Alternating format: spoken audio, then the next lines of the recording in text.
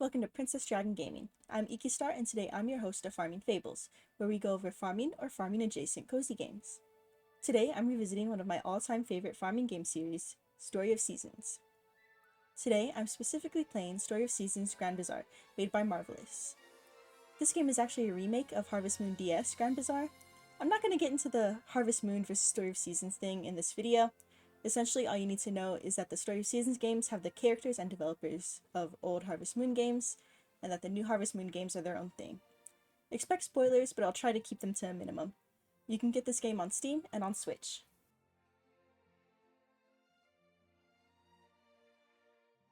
There are actually a good amount of changes between this remake and its original. I'll be going over the most notable ones, but I'm gonna be honest with you in that I've never actually played the original. I wasn't even old enough to be in school by the time it was released in America, and it was a bit too much for me to get along with the remake for this video. I'd be totally open to playing it in a future video if you guys want to see that. I think the biggest change between the two games are that there are no nature sprites in the original. Nature sprites are a big part of the story, Bazaar, and improving the quality of your resources, which we'll go over later. The other major change is the marriage candidates. Almost every candidate has a different name. There are some new ones and one sort of replacement. Diana and Arata are new additions to the cast, and Mabel is a sort of replacement for Daisy from the original. They play the same role but have completely different designs and a bit of a change in personality. If this interests you, I'll be talking about it in more detail in Maple's section.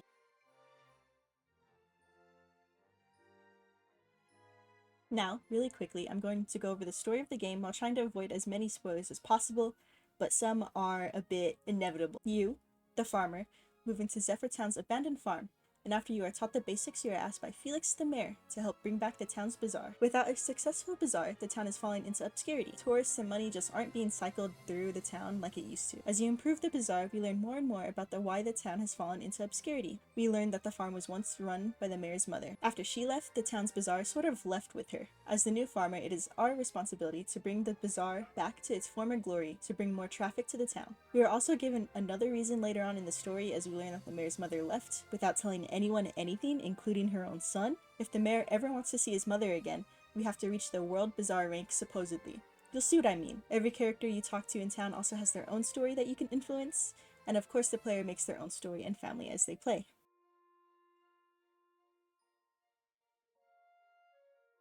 Bazaars happen every Saturday. It lasts from 10 a.m. to 7 p.m. and is broken up into 2 shifts with an hour break in between them. To sell things, you must stock your stall, display them, and attract customers with your bell. You'll also notice that there's a meter in the top left that fills up as you sell items, and it allows you to call nature sprites over to help attract more customers and to get a good bonus in a sort of minigame. At your bazaar, you can essentially sell whatever you want. I really like how we can sell so many different items. I personally made a lot of my money the first season by collecting flowers to turn into perfume, and I really liked having the feeling of things I specialized in. I found myself doing what I wanted instead of trying to min-max what would sell best. This is helped by the fact that there really isn't a time limit to rank up the bazaar, as much as the dialogue might imply. As you rank up, you get more stalls, products, and services to buy. You can also customize your stall to improve profits with their different effects. Multiple items have the same effect, and it's actually a good thing in my opinion. All tables have the same effect, so you can make a pretty stall based on your own style without sacrificing profit. There are 7 ranks of the bazaar. You rank up by making profit at the bazaar and helping other stalls get set up. Expect a quick cutscene before you open your bazaar every time you level it up. All of them except for the last one will interrupt the time you have to set up your bazaar. This next section will contain spoilers for the final level of the bazaar. I highly recommend that you skip ahead if you haven't played this game and if you want to experience it for yourself. Anyways, we learn after leveling up the bazaar to rank 7, there are actually 99 ranks. The 7 were essentially a tutorial. Within the story, this is explained as Zephyr Town using its own funds to help smaller bazaars. Each time you level up, you get some sort of perk. For example, after reaching level 60, you can get the unlimited freshness storage upgrade unlocked.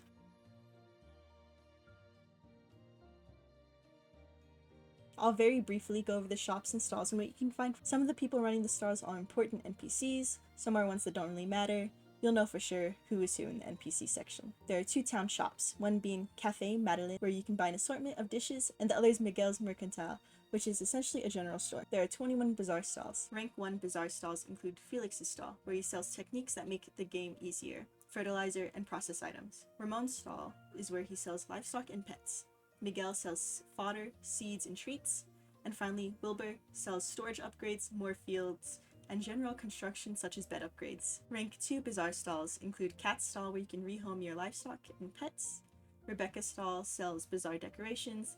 Karina sells outfits. Nature Sprites sell different gliders, power berries, sprite boxes, seeds, and some food. Rank 3 Bazaar stalls include Joy, who offers a gift wrapping service, Garen, who improves soil quality, your kitchen, and the barn, Lloyd sells ores and gemstones, and finally Arata creates and upgrades the mushroom log and beehive. Rank 4 Bazaar stalls include Ronaldo, who sells rare seeds and items needed in windmills. Charles is a bit more unique as you bring him recyclable trash in exchange for useful items. Sophie sells treats, seedlings, and fertilizer. Madeline sells dishes. 5 Bazaar stalls include Rich, who takes metals in exchange for a random item. It's sort of like gambling. Clara sells more dishes. Felipe sells a lot of special items such as Wonderstones, as well as more normal items. Rank 6 Bazaar stalls include Nadine, who also sells dishes. I honestly don't know why there are so many food stalls. I haven't used them once yet. And finally, Destiny, who sells fortunes that boost your Bazaar sales in some way. I'm going to tell you right now that you'll mostly be at Wilbur's and Garen's stalls, especially in the early game. I really like the shop variety, and so we got 3 food stalls back to back. At that point, it seems like overkill and like they didn't have enough ideas to go around. I'm just saying, we could have had 2 food stalls and 2 fashion stalls if June could have had her own. Whatever, it's fine. I'm totally not annoyed at the lack of customization, while a lot of work got put into the food for some reason. Food that will likely not be touched or used again as soon as a better alternative is learned. Totally not overkill. Anyways, moving on.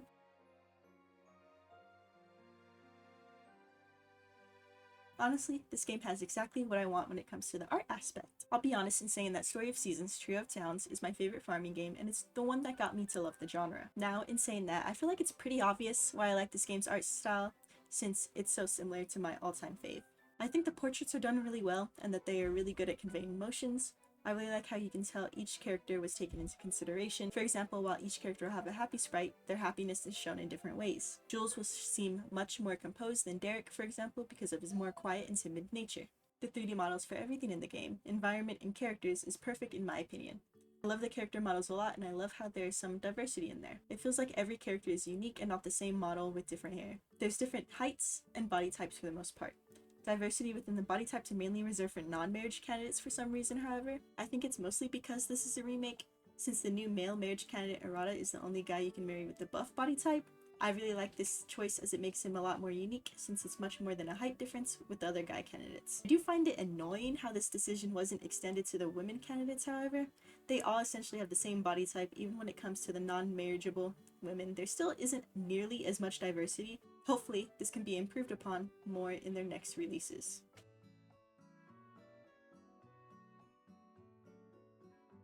As mentioned before, the customization didn't impress me here at all. Let me go over what I liked first before driving into my rants. At the start, you ask for your name, birthday, farm name, and pronouns. You can choose between she, her, he, him, and they, them. I think this is a really nice touch considering what I think the demographic of cozy games tends to be now. It's never a bad thing when more people feel included and represented. This is also expanded upon when you have a child, as you specifically get to type in what you want to be called by them. Going into character creation, you start with picking a body type since you aren't given the stereotypical option of being a boy or a girl. Your body type and pronouns are completely separate. Going further into customization, I liked how many faces we were given to choose from. You get 20 face types to choose from. There are 22 eye color options, and I found them very pretty. There's also a pretty big variety in colors, and I found a couple gradient colors included very nice. The same goes for hair colors. They look amazing. You can further customize your face by adding a beard, moles, and freckles. I found it weird that you can choose a voice, but after playing it makes much more sense. The options are pretty varied, and you can only hear your character's voice in specific situations, such as doing actions such as fishing, petting animals, breaking stones, or calling customers at the bazaar. You won't hear yourself talk in cutscenes, which is honestly fine with me. Now onto what I don't really like here.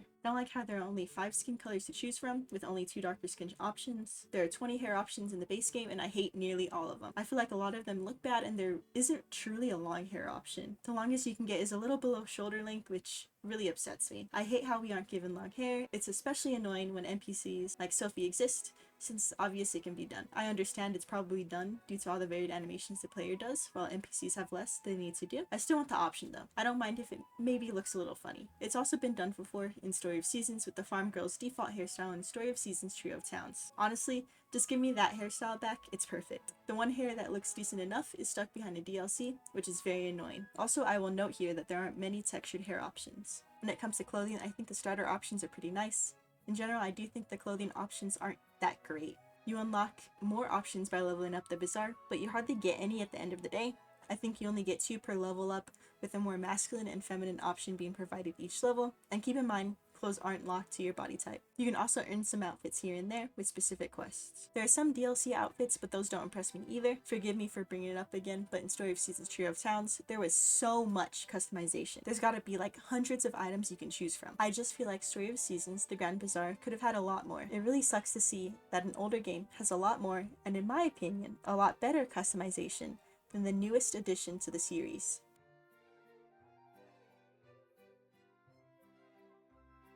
Let me note here that crops, food, and some animal byproducts can get bad and expire. Your storage keeps them fresh for longer, but you have a very limited time to use and sell your goods, especially in early game. The item's freshness quality dictates how much you can sell it for. You always gotta keep this in mind when playing, which can be a bit stressful, especially since you can't exactly see how fresh an item is before it goes bad. Another reason farming feels a bit more stressful here is mainly because you have to do so much to improve the quality of your crops, while keeping in mind what may be needed in the future. There's also so much variety that it's easy to not only stress about what makes the most money, but also what you may need in future quests/recipes. Since you can't really keep your crops fresh and hoard them in early game, it can be harder to complete quests or know what to grow.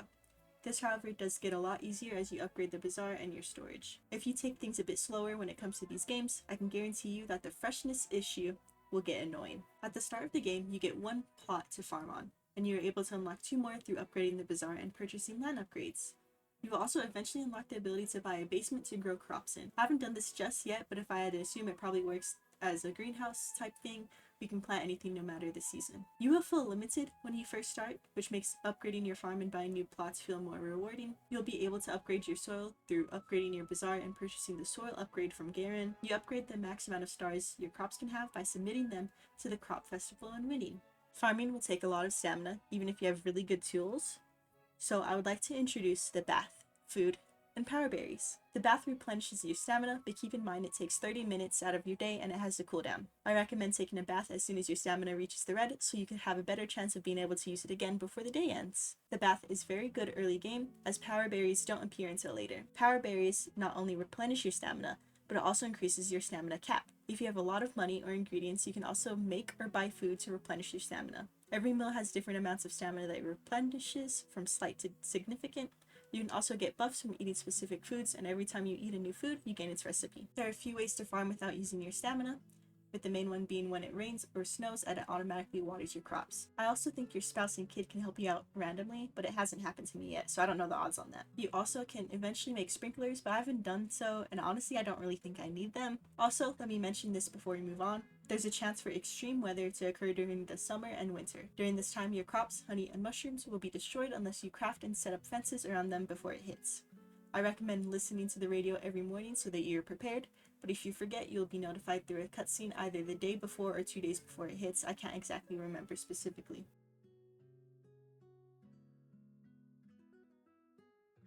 Now, you can't really have a farm without animals. Well, technically you can, but you are given your first livestock, pet, and horse for free, so you're really pushed into embracing that side of farming. There's also livestock, pet, and horse competitions throughout the year, so you'd really be missing out. Like crops, you upgrade your animal byproducts by entering an animal to the livestock festival and winning, which depends on your bond. Your first animal will always be a chicken, as you are given one for free right before the first livestock festival. Every animal gives you what you expect. Chickens and silky chickens give you eggs, alpacas, brown alpacas, sheep, and Suffolk sheep give you wool. Cows, brown cows, black cows, and buffaloes all produce milk. I wouldn't worry about getting feed for them too much, as they can graze every day as long as it isn't raining, snowing heavily, or there isn't extreme weather. After upgrading, you can have 10 chickens and 10 livestock max. Pets don't give you anything, and they help out around the farm. Instead of you needing to herd your animals in and out of your barn, your pets will do it for you. You can buy or make their kibble. Cats will herd your chickens, while dogs herd the rest. You'll be given a dog to start with, and all pets will only be able to herd one animal when you first get them. They level up their training by doing their job, and by you buying treats to train them with. To train your pets, and during the pet festival, you'll be needed to hit the corresponding buttons that appear on the screen. It's kind of like a quit time event, but more forgiving and easy. There are 8 cat types and 8 dog types. They all do the same thing, so it's just for looks. You can have 8 total pets. Horses are the last animal you can get. You get your horse for free before the first horse race in the summer. Horses work the same way as livestock in terms of eating, and they can be given treats to help increase your bond with them. You'll get all the treats you'll ever need by winning the horse races. The more they love you, the faster they are. I'm gonna be completely honest in saying that I don't use the horse at all. It's supposed to be faster, but I get around just fine by gliding. I just didn't find my horse all that useful, especially since I wasn't sure if it would wander off, or what would happen if I forgot it. There are 4 horses for you to choose from, but you can only have a max of 1. All animals can be bought from Ramon in the bazaar, and you can rehome them by talking to the lady next to him.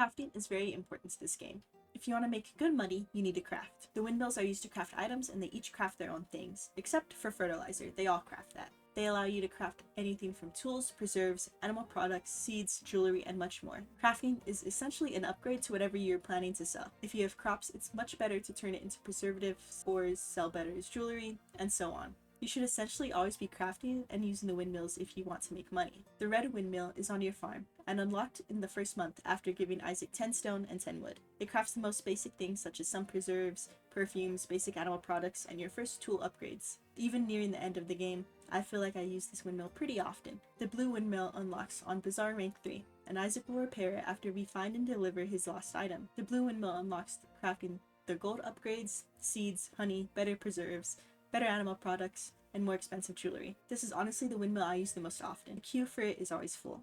The last windmill is the yellow one. It unlocks after Bazaar rank 4, and for Isaac to build it, you'll need to craft 100 items in your windmills. This will be very easy, so don't even worry. You'll unlock the final tool upgrades, the most expensive jewelry, plus animal byproducts, teas, more preserves, and some very special items if you have the purple Wanderstone on it. Wanderstones can be bought from Felipe in the bazaar, and players can earn a free blue Wanderstone from Isaac. Wanderstones have special effects on your windmill. The red Wanderstone increases the quality of items made by half a star. The orange one allows you to make 30 pieces of an item at once instead of 10. The yellow one gives you an extra item for every 5 made. The green doubles the windmill's crafting slots. Blue makes the windmills craft faster. And finally, the purple one will unlock special recipes within that windmill.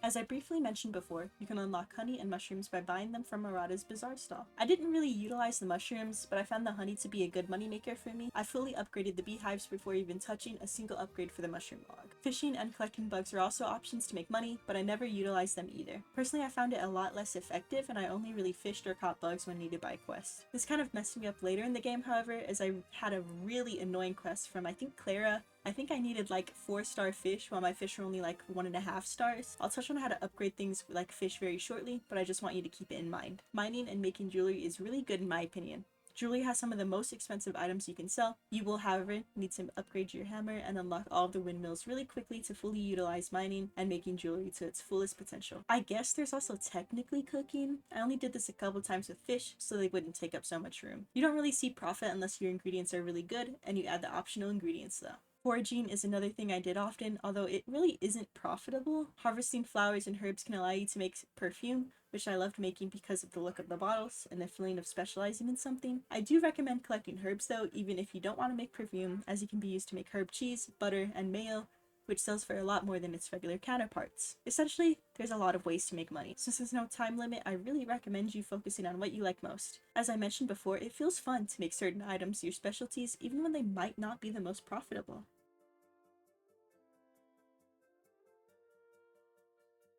Nature sprites are a new addition to this remake, and they actually play a really big role. There are 5 nature sprites, and they each correlate with something different.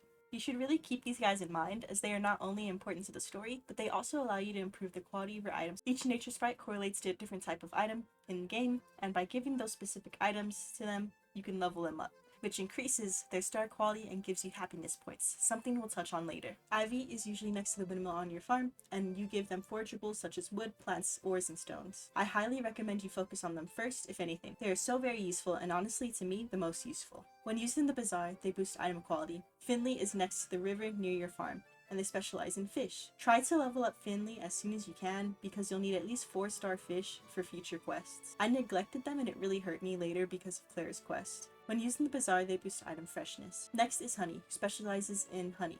Who'd have thought? They stay in the mountains near the beehives. I personally level them up pretty quick since, as mentioned before, I make a lot of my money off selling honey. I'm pretty sure honey is also needed in some quests later down the line. When used in the bazaar, they can extend the nature sprites cheer time. Then there's Webby. They are located in the mountains near the mushroom logs. They specialize in mushrooms. I donated to them here and there, and mushrooms are probably needed for quests later. Honestly, it's safe to assume that you'll need to level up all the nature sprites for quests and to make more money. I didn't find mushrooms to be especially profitable for me, so I didn't put that much work into them. When used in the bazaar, they can boost the chance of customers buying 2 items at a time. I don't exactly know how this boost works, especially since the last nature sprite is a bit similar. Penny stays near the cafe in town. They collect bugs and critters you can catch around in the world. I fully neglected Penny. I don't find the bugs or critters to be useful at all. When used in bazaar, they help sell more items overall. Honestly, their boost really saves them there. As I mentioned briefly, they can also give happiness points / happy energy. Doing almost any task also does this, so you'll rack up points pretty quickly. Happy energy can be used at the Nature Sprites Bazaar stall to buy stuff for your bazaar, power berries, and sprite boxes, which allow you to put and take out items from your storage, as well as being able to teleport to your storage after they are upgraded. I recommend focusing on the sprite boxes and the power berries first.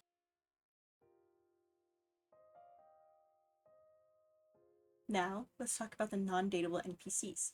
You might not see them as important as the dateable ones, but these guys really make the world feel alive. There are actually cutscenes you can walk into, including a lot of these characters, to get a better idea of their story. With all characters, make sure to see if you are able to build your relationship with them. Sometimes you'll be locked out of relationship progress until you finish a quest or special task. Let's talk about the most important guy first. There's Felix the mayor. The story revolves around him, and he's the one to teach you how to play the game. He can be hot-headed and loud, but he really cares about his town and its bazaar. These next guys will be in no order of importance, really. Miguel runs the general store in town, and he has his own store in the bazaar. He is very money-centered. He has 2 brothers, Felipe and Ramon. He is also very in love with Mina, but it seems unrequited. I will mention here in the original that these 3 brothers were very stereotypy, which has been improved upon their redesigns. Madeline and Mina run the cafe together. Madeline also opens the stall with your help. Mina is Madeline's granddaughter. Also, I have to admit something. I spent the whole game thinking Mina was a bachelorette, and only through writing for this video, I learned that she isn't.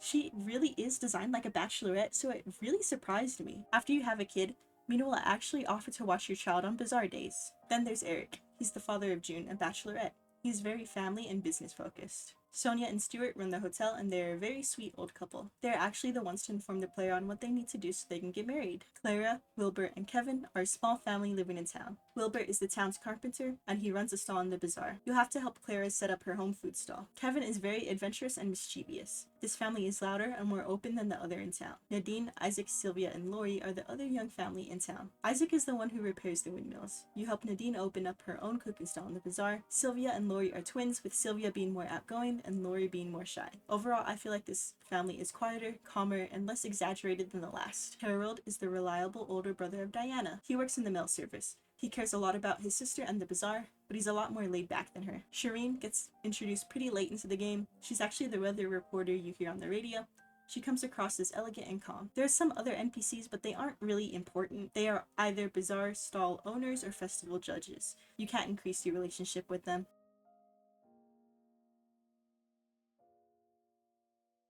There are 6 bachelors in the game. I'll be honest in saying I spent most of my time and attention on this group. Also, I won't be going over their hard events individually, just the general gist of what they lead up to. First, I'll go over Jules, since he's actually the one I married in my playthrough. Jules is a private tutor, and he has a younger brother, Derek, another bachelor. If you want someone very smart and proper, he's your best bet. He's probably one of the easiest bachelors to marry because of his gift preferences and the relative ease of his quests. It took me less than the full year to propose and marry him. Jules' storyline revolves around letting him relax and not worry about his younger brother so much. The parents died when they were young, so Jules was always responsible for his brother Derek. It's a sweet storyline overall, but honestly isn't that engaging after going through it. Jules is very sweet and proper, but honestly his hard events weren't something that made him more appealing. I like him, don't get me wrong, but I do wish I gave other bachelors a chance before fully committing. Since I've mentioned him, let's go over Derek. He's basically meant to be the opposite of Jules. He's loud, outgoing, and energetic. He works at the cafe in town. Derek's storyline is interconnected with Jules, and you'll be going through them at the same time, basically. Your job is to help Derek prove to Jules that he's not a kid anymore, and he's capable of doing things on his own. I really didn't feel that engaged with his hard events either. Thinking back on it, it kind of feels like you aren't really doing much since these two have stories that rely on each other, while the rest aren't like that. Derek didn't really call to me appearance-wise or personality-wise. Next, we'll go over Gabriel. He's a soft-spoken artist who seems carefree for the most part. His story revolves around you helping him find his artistic spark once again. Honestly, it's pretty sweet.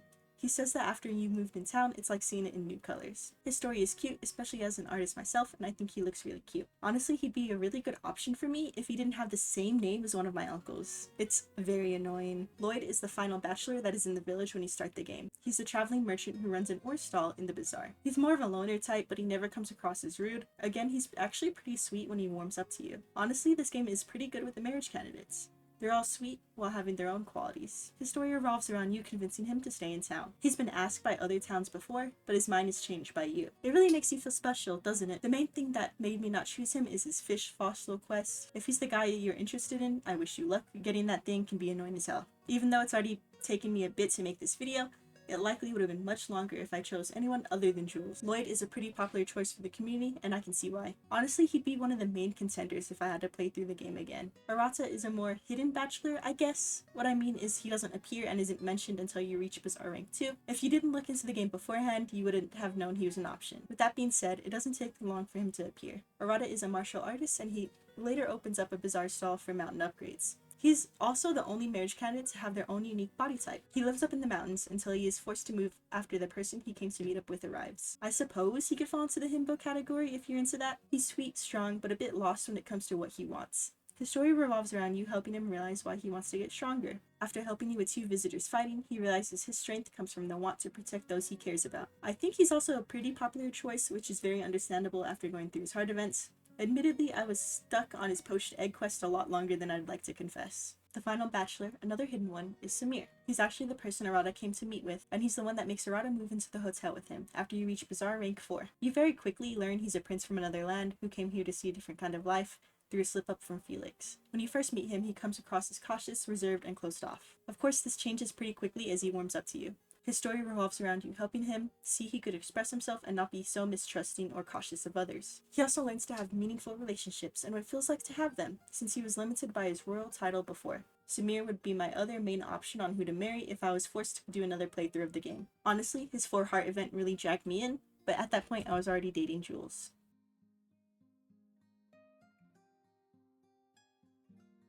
There are 6 bachelorettes in the game. I honestly didn't spend that much time with the girls since I wasn't planning on marrying one of them, but I still got to know them enough to learn their personalities, so don't worry. Sophie is the mayor's daughter. You eventually help her open up a stall in the bazaar. She's kind, caring, polite, and helpful. She's essentially made to be a perfect mayor for when Felix retires. Her whole story arc is actually pretty similar to Derek, as it revolves around Felix letting her help more with the town's duties. June is Eric's daughter. She loves fashion and she really wants to be a fashion designer like her mom in the city. She comes across as closed off, quiet, and antisocial, but of course that changes once you get to know her. Her story revolves around getting used to being away from her mom, finding the good in Sephra Town, and learning that she can still follow her dreams, even in this small town. June probably has the most striking and unique design. I love her design a lot actually, and it sort of emphasizes how she starts out feeling like an outsider in town. I personally think it would have been nice to have June run her own clothing/accessory bazaar stall. I feel like the one we have doesn't have that good of options and they all fall under a similar style. Freya is career-minded and very independent. I don't remember seeing her all that much actually, but when I did she always seemed sweet. Like, from her looks and whole character typing, being independent and all, you might think she would be similar to June, a bit antisocial, but in reality, Freya was always really sweet and outgoing whenever I spoke to her or saw her in cutscenes. She can also be a bit silly from time to time, which really humanizes her. She's strong, independent, and loves to focus on her career, but she's also a normal person with a personality outside of work. Freya's story revolves around finding hobbies to keep her occupied and happy instead of just following the loop of going to work and going home to sleep. She picks up baking and gardening with the help of you and Mina. She's still going to work hard at her job and aims to get the most out of it, but she also has some fun hobbies that she aims to improve upon as well. Maple actually seems to be surrounded by a lot of questions and arguments, so I want to touch on that real quick. Since if you never played the original, looking into Maple to see what her likes and dislikes are may also pull up a lot of Reddit threads debating her existence. I also find this issue a bit interesting, but if you'd rather not hear about this, skip to the next timestamp to hear about her personality and story. While other marriage candidates are essentially the same as the original or completely new, Maple is actually a replacement for Daisy. There hasn't been a statement or comment telling us why, but many fans have speculated it's due to Daisy's childlike nature and design. I'm sure you can see where this is going, and why she may have been changed. I'm actually really surprised by the pushback on this decision, however. I can sort of get the people who would have rathered the same color palette. I mean, I love pink too, after all, but it was likely changed to fully try and distance the remake from that character archetype. Some say they don't see any problem with Daisy, which I feel like is a bit ignorant. She's the smallest of the Bachelorettes, her proportions are closest to the child characters rather than the other Bachelorettes. This problem can be seen a bit with June as well, or I guess Antoinette, but her personality helps with this issue. She has a childlike personality, being clumsy and overly cheerful, and her likes being sweets, flowers, and jewelry, while having a fear of bugs. I think when taking all these things into consideration, it is obvious on who she was likely made to appeal to, especially with the game being so old. I mean, let's be real here. She was likely made to fit the little girl archetype that has and is still common in media. I see the changes to Daisy as the same as taking away the racist stereotypes from Miguel or removing characters such as Wada, cause yeah, obviously. Maple works at Sonia and Stuart's hotel, and she is sort of like a granddaughter to them. She's hardworking and committed to her job as a housekeeper, but she often tends to be pretty clumsy. Her clumsiness can lead to issues, but Maple always gets back to work with a smile on her face. The story revolves around her not feeling good enough to continue following her dream of working at the hotel, and you helping her realize she's perfect where she is. Her heart events all revolve around her messing up her job in some sort of way and you cheering her up. This, in all honesty, does get annoying and repetitive. Honestly, most of the heart events tend to do all that, but it's very apparent for Maple. She's silly though. I like her and I love how her outfit is themed to her name. Diana is the first hidden bachelorette. She joins the town after you reach Bazaar rank 2, and she's a new addition to the cast as she doesn't exist in the original. She works for the Bazaar rank review board.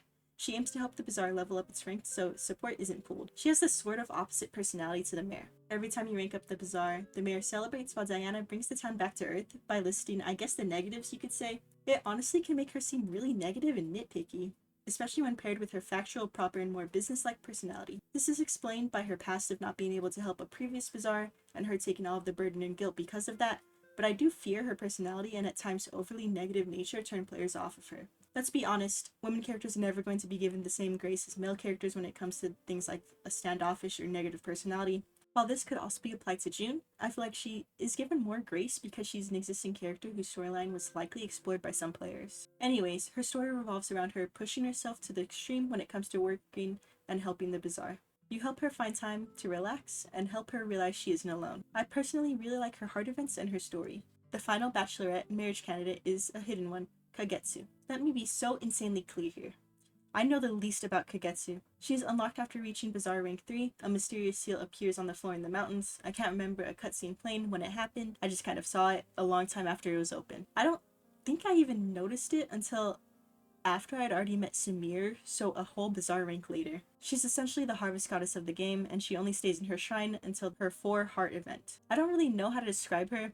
She's committed, quiet, and somewhat closed off, I guess. I feel like she's really falls in the same sort of vibe similar characters of her type in the Story of Seasons games do. Honestly, don't find her that interesting, and it's very hard to remember she exists. I don't think I've leveled up our relationship once, and I only wanted to because she can give you a blessing for buffs after you reach 4 hearts with her. Her story revolves around her seeing the world she spent all her time praying over and leaving her solitude more often, allowing herself some time to live.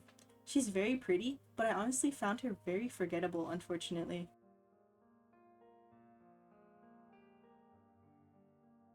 Every Story of Seasons game allows you to marry your chosen bachelor or bachelorette, and you are able to start a family with them. I will admit it's a lot easier to do so here.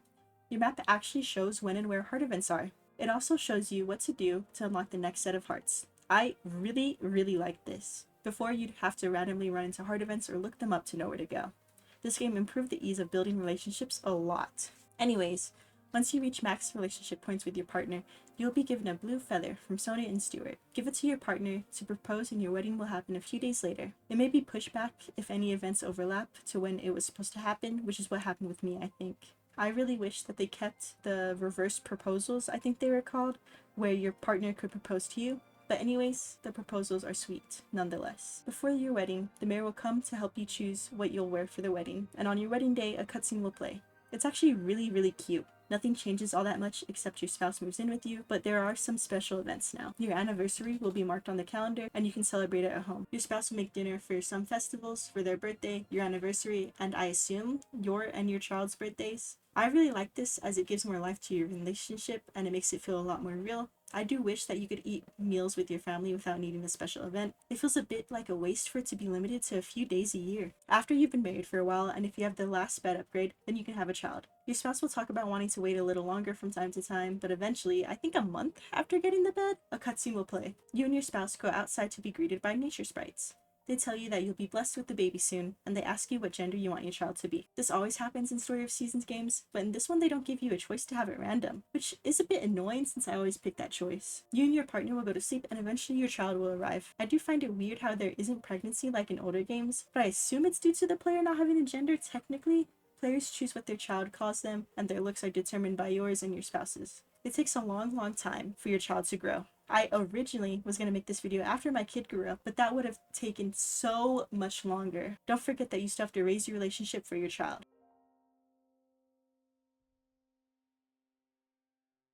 I'll go over festivals pretty briefly.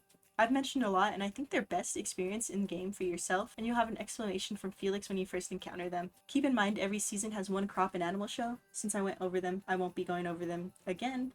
I also explained the pet show and horse derby, so I won't be going over them either. They both happen twice a year, once in summer and once in winter. Spring holds the flower festival. You're tasked with giving as many flowers out to the villagers as you can over the course of 2 days. Wildflowers are good, flowers grown by you are better, and bouquets are the best gift you can give. There's also Honey Day. You want to give honey to marriage candidates to easily raise your relationship with them. Finally, there's the tea party. You can bring tea leaves, tea boxes, or drinkable tea to participate. It's just a little sweet cutscene, and depending on how good the item you bring, it will provide a friendship boost and a treat. Summer actually doesn't have any unique festivals, weirdly enough. Autumn has the cook-off and bake-off.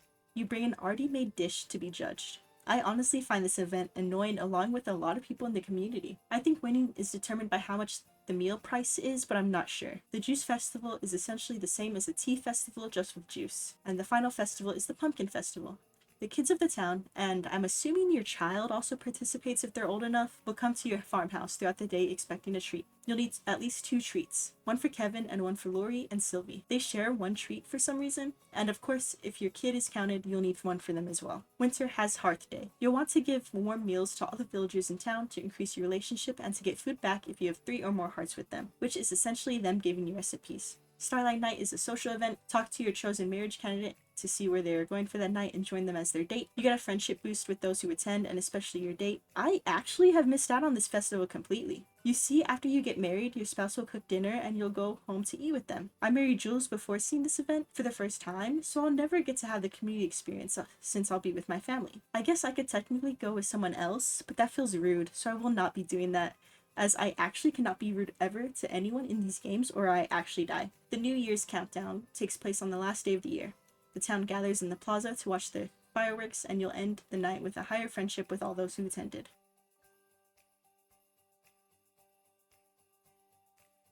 I do want to let you know that you'll see credits kinda often in the game, specifically after important moments in the game, like after you're getting married. Don't worry though, since this game can go on for as long as you want to play. I just want to put this here, since you do see credits more than once, and if you haven't played a Story of Seasons game before, it can be a bit surprising. You'll be given the freedom to keep making money, upgrading your farm, upgrading the bazaar, and making friends. Overall, I really like this game. It's a lot better than the last, more recent Story of Seasons games. I actually found a lot of the marriage candidates enjoyable, which is admittedly pretty rare in these games for me. I also found the loop really enjoyable. The look of the game really keeps me in it, and honestly I really want to 100% it. There's a lot that can be improved upon, especially the customization, but it feels pretty good. It's not Story of Seasons Trio of Towns good, but from the few hours, actually, I think I finished that game.